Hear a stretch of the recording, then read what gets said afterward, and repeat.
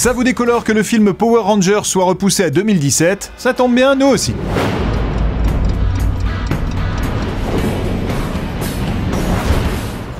Avec la Star Wars Celebration et l'événement de ce week-end à QC, dont on salue les participants, on pensait que tout volait pour le mieux dans notre galaxie préférée, et soudain, patatras, Josh Trank décide de quitter le spin-off de Star Wars qu'il devait réaliser. Après 1 an à travailler dessus, c'est quand même un peu bizarre. Alors la version officielle, c'est que tout le monde s'est très bien entendu en coulisses, mais que Josh Trank souhaitait simplement partir vers des choses nouvelles et plus personnelles.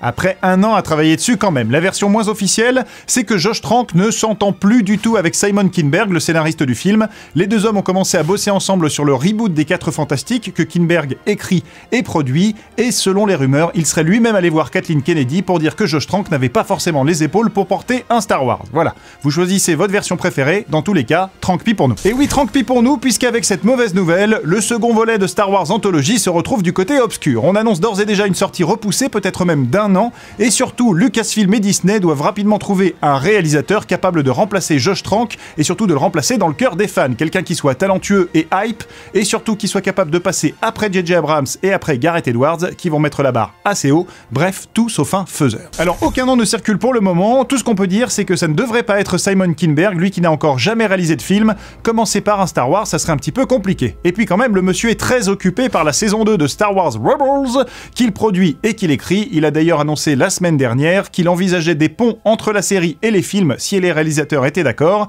Nous, on a hâte de voir ça, de voir Hera, Kana ou encore Ezra passer de l'animation à l'incarnation, ça serait pas mal. Et puisqu'on parle de Star Wars Rebels, on vient d'apprendre que la saison 2 sera diffusée à partir du 20 juin prochain sur Disney XD, évidemment, et qu'elle débuterait par un épisode spécial d'1 heure intitulé The Siege of Lothal, The Siege of Lothal pour ceux qui ne parlent pas anglais, un épisode spécial donc qui a été dévoilé à quelques VIP à la Star Wars Celebration, et attention là, spoiler, car oui, je vais spoiler, débranche le son jeune.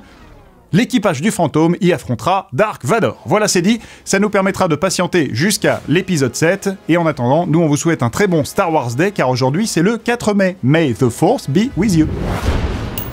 Aussi bad que la première photo de Suicide Squad, voici les news en bref. Il avait été annoncé, on ne l'a pas vu dans le film. Tom Hiddleston devait apparaître dans Avengers 2 dans une scène avec Idris Elba. Sauf que la scène a été coupée au montage. Et le réalisateur Joss Whedon a expliqué pourquoi. C'est parce qu'Idris Elba s'était trompé 2 fois et surtout que le film était déjà bien rempli sans la scène. Donc la production a insisté pour qu'elle soit coupée. Dommage, espérons qu'on la verra en bonus sur le DVD ou le Blu-ray. C'est en tout cas ce qu'on peut imaginer maintenant. Et aux États-Unis, pendant ce temps-là, le film a réalisé le 2e meilleur démarrage de tous les temps. Pas mal. Alors pourquoi 2e? Eh bien parce qu'il n'a pas réussi à battre Harry Potter 7.2, ça s'est joué à 5 ou 6 millions de dollars. Eh oui, c'est rageant. Nom d'une carapace, le temps de manger une pizza pepperoni anchois, Michael Bay a révélé une photo de Ninja Turtles numéro 2. Faut le savoir, mais sous ce masque se cache Stephen Amell, alias Arrow. Dans Ninja Turtles 2, il joue Casey Jones, le justicier autoproclamé qui règle les problèmes à coups de club de golf dans la tronche. Le tournage débute ce mois-ci et maintenant on peut compter au casting Laura Linney. Enfin, c'est pas tout à fait fait, mais elle est en négociation finale, donc ça devrait être officiel dans très peu de temps. On ne sait pas encore qui elle jouera, mais on est content de voir une femme de plus dans cette histoire. Et oui, dans le premier film, à part la belle Megan Fox, on pouvait toujours se brosser pour voir un autre personnage féminin. Aujourd'hui, dans le courrier des fanzoniens, on répond à MeWonYou qui nous demande des nouvelles d'un encapuchonné voyageur dans le temps. Eh bien, le film Assassin's Creed est toujours d'actualité puisque Michael Fassbender vient d'annoncer un tournage à partir du mois de septembre. C'est à peu près tout ce qu'on sait de nouveau, mais c'est déjà quelque chose vu que le film a été repoussé, retardé, bref,